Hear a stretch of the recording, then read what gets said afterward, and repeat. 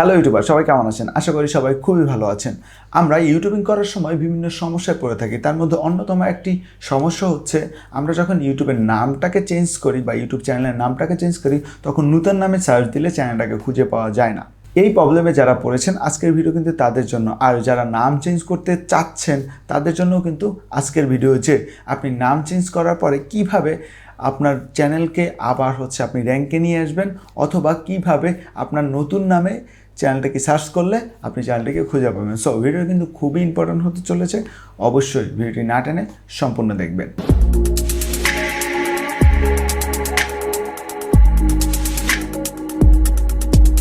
আমরা বিভিন্ন প্রয়োজনে আমাদের ইউটিউব চ্যানেলের নামটাকে চেঞ্জ করে থাকি। তার মধ্যে অন্যতম একটা প্রয়োজন হচ্ছে, আপনি যখন ফার্স্ট ইউটিউবিং আসেন তখন আপনি আপনার ওই যে টাইপটা জানেন না, যে কোন টাইপের ভিডিও আপনি মেক করতে চলেছেন।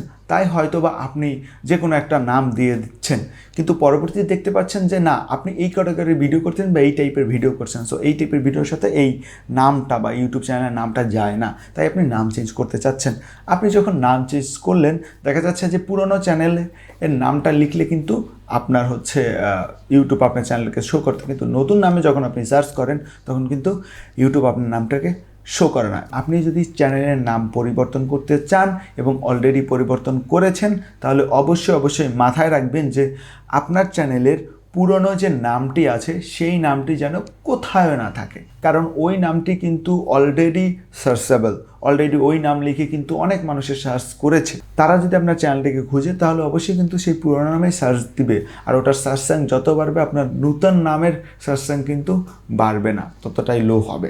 তাই পুরনো চ্যানেলের নামটাকে অবশ্যই সব জায়গা থেকে রিমুভ করবেন এবং আপনার নতুন নামটাকেই কিন্তু সব জায়গায় আপনি ইউজ করবেন, এবং অডিয়েন্সকে জানানোর চেষ্টা করবেন যে আমার এই পুরান চ্যানেলে এই নাম ছিল, নতুন চ্যানেলে এই নাম, যেন অডিয়েন্সরা বুঝতে পারে যে আপনি নতুন নামে এই চ্যানেলটি প্রেজেন্ট করতেছেন।